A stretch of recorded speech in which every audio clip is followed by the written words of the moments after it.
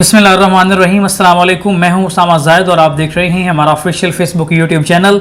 नाज़रीन इकराम, जिस तरह से कल मैंने एक ख़बर ब्रेक की कि जहांगीर खान तरीन के भाई आलमगीर खान तरीन ने ख़ुदकुशी कर ली है और उनकी ख़ुदकुशी के हवाले से सबसे पहले ब्रेक की ख़बर मैंने और उस हवाले से कुछ अहम तरीन ख़बरें मेरे पास मौसूल हो चुकी हैं। सबसे पहले मैं बात करना चाहूँगा जो उन्होंने ख़त लिखा, उस ख़त पर कुछ सवालात मैंने उठाए हैं और मैं कोशिश मेरी यही है कि तो जो उनकी तफ्तीशी टीम है उस तक ये सवालात पहुँच जाएँ। सबसे पहले तो नफ्सियाती तौर पर मैं कुछ चीज़ें डिस्कस करना चाहता हूँ कि नफ्सियाती मरीज़ जो होता है उस हवाले से मैंने नफ्सियाती डॉक्टर से रब्ता किया कि जब हम नफ्सियात का एक शिकार शख्स होता है, उसको डिप्रेशन होती है, एंजाइटी होती है, तो इस सूरत में अगर वो ख़ुद कलामी करे, तहरीर लिखे, तो किस सूरत में उसका चीज़ें सामने आएंगी। तो उन्होंने कहा कि कोई भी नॉर्मल इंसान भी अगर एंजाइटी में हो, परेशानी में हो, तकलीफ़ में हो, डिप्रेशन में हो, तो वो बोलेगा तो उसकी ज़बान अटकेगी, लिखेगा तो वो उसको मिटाने की कोशिश करेगा, फिर लिखेगा, फिर मिटाने की कोशिश करेगा। वो एक्यूरेट अल्फाज जनरेट नहीं कर सकता क्योंकि हमारी जो दिमाग का ब्रेन के अंदर जो कुछ लेयर्स होती हैं उनका पूरा ताल्लुक़ हमारे साथ, हाथों के साथ, पाँव के साथ, टोटल दिमाग के साथ लिंक करती हैं। तो जैसे ही हमारा दिमाग के ऊपर एंजाइटी, डिप्रेशन सारा कुछ आया होगा तो आपके हाथ भी एक्यूरेट काम नहीं करेंगे, आपका दिमाग भटकेगा और आपका जो आंखें हैं, आपकी ज़बान है, आपके पाँव हैं, आपकी पूरी बॉडी लैंग्वेज जो है वो डिस्ट्रॉय होगी, सिर्फ़ और सिर्फ आपके दिमाग पर एंजाइटी और डिप्रेशन की वजह से। तो मैं ये यहाँ पर एक सवाल उठाना चाहता हूँ कि अगर डिप्रेशन और एंजाइटी आलमगीर खान साहब को थी तो इतनी एक्यूरेट अंदाज से वो ख़त की लाइनें कैसे हैं और मुकम्मल तौर पर मुकम्मल सीक्वल में ख़त लिखा गया, कहीं भी काटा नहीं किया गया, कहीं मिटाने की कोशिश नहीं की गई है। क्यों? ये बहुत बड़ा सवाल है। इतना एक वो बंदा जो डिप्रेशन और एंजाइटी का शिकार ख़ुद को बता रहा है और चंद लम्हे बाद वो ख़ुद को शूट करने वाला है, ख़ुद को गोली मारने वाला है, तो वो सब चीज़ें इतनी एक्यूरेट अंदाज से कैसे लिख सकता है? ये बहुत बड़ा सवाल है। मैं चाहूँगा कि इसको भी जो तफ्तीशी टीम इस पर नोट करे। दूसरा बड़ा सवाल मेरा ये है कि 4 से 5 घंटे पहले डॉक्टर्स ने यह बताया कि 4 से 5 घंटे पहले वो वफ़ात पा चुके थे। तो 4 से 5 घंटे का जो डिज़ायर था उसमें उनके घर में जो लोग मौजूद थे, उनके नौकरी इवन के हों, वो कहाँ पर थे? 4 से 5 घंटे बाद पता चला है वफ़ात का। 4 से उनके कमरे के अंदर से गोली चलने की आवाज़ किसी ने क्यों नहीं सुनी और उनकी गोली चलने की आवाज़ को महसूस क्यों नहीं किया गया? ये तफ्तीश के अंदर 2 अहम तरीन सवाल हैं।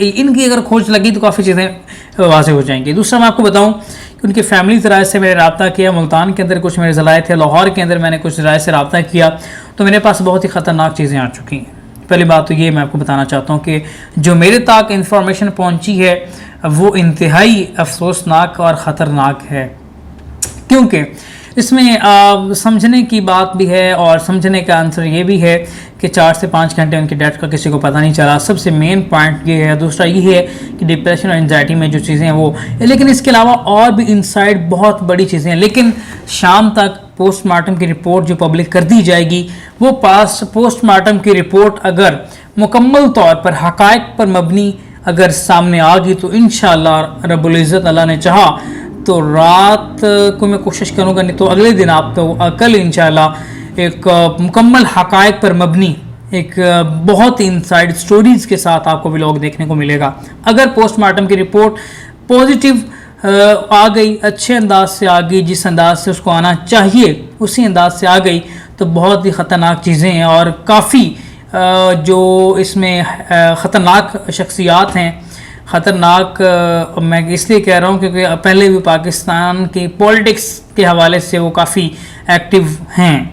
तो बहरहाल जो समझने वाले हैं वो समझ गए हैं, लेकिन वाज़ेह तौर पर जो नहीं समझे वो कल तक का इंतज़ार करें। अगर पोस्टमार्टम की रिपोर्ट हक़ाइक़ पर मबनी सामने आई तो इंशाल्लाह उनके एक नाम भी बताऊँगा और जो चीज़ें जो लिंक्स करती हैं।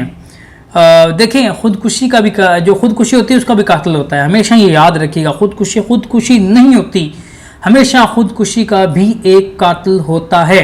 उसको अगर असर अंदाज से देखा जाए, उसको हक़ाइक़ पर उसके हक़ाइक़ मस्ख़ ना किए जाएँ तो ख़ुदकुशी का भी कातिल आपको मिल जाता होता है। تو اللہ رب العزت عالمگیر خان کو جوار رحمت میں جگہ دے. اور عالمگیر خان کے حوالے سے آپ کو بتا دوں کہ ان کی 63 سال عمر بتائی جا رہی ہے. ان کی شادی نہیں ہوئی تھی, ان کی منگنی ہو چکی تھی, اور ملتان سلطان کے آنر کے ساتھ وہ پیپسی کے بھی ان کا شیئر ان کے پاس ہے, اور ساؤتھ پنجاب میں اور دیگر علاقوں میں پیپسی کو متعارف انہوں نے کروایا ہے. تو کافی خوش مزاج شخص تھے, کافی ایکٹیو تھے, سپورٹس کے حوالے سے کافی ایکٹیو تھے. جہانگیر خان ترین کے ساتھ ان کا اچھا رابطہ تھا جو تصویروں اور فلمز تک ہم نے دیکھا ہے. بہرحال جو پوسٹ مارٹم رپورٹ ہمارے پاس آتی ہے تو انشاءاللہ کچھ اور اہم ترین چیزیں انسائڈ میں کل آپ کے سامنے انشاءاللہ رکھ دوں گا. جیسے شام تک میرے پاس پوسٹ مارٹم کی رپورٹ آ جائے گی تو کل تک جو میں نے لائن اپ چیزیں کر رکھی ہیں, نمبرنگ کے ساتھ کر رکھی ہیں, پراپر انفارمیشن میرے پاس موجود ہے. صرف انتظار ہے تو پوسٹ مارٹم کی رپورٹ کا, جیسے وہ آتی ہے تو انشاءاللہ آپ کے پاس تمام چیزیں رکھ دی جائیں گی. اور خط کے حوالے سے میں تھوڑا سا آخر میں بتا دوں, جو خط میں انہوں نے لکھا ہے, انہوں نے خط میں لکھا ہے کہ مجھے انزائٹی ہے, ڈپریشن ہے, اور میرے بیک پین ہے, میرے حرام مغز کے ساتھ ہڈی ہوتی ہے اس میں بیک پین ہے, اور اس پین میں انسان ایک لمحے کے لیے بھی سکون حاصل نہیں کر سکتا, جو خط میں لکھا گیا. دوسرا انہوں نے بتایا کہ ذہنی تناؤ ہے, تنہائی محسوس کرتا ہوں, ڈپریشن ہے, اور اس طرح کی چیزوں نے لکھی. اور آخر میں اپنے نوکر کے حوالے سے خاص تذکرہ کیا ہے, جہانگیر خان ترین کو تنبیہ کی ہے کہ اس کا خاص خیال رکھا جائے, اس نے بہت خدمت کی ہے اور پولیس اس کو تنگ نہ کرے. تو تمام کڑیاں کافی اچھے انداز سے اگر تفتیشی ٹیم نے کام کیا تو بہت اچھے انداز سے نشانے پر لگیں گی. اور پوسٹ مارٹم کی رپورٹ آنے کے ساتھ انشاءاللہ اور بھی بہت ہی اہم ترین انکشافات کے ساتھ آپ سے ملاقات کل ہوگی. تب تک کے لیے اپنے میزبان اسامہ زاہد کو دیجیے اجازت. اللہ نے کے پاس.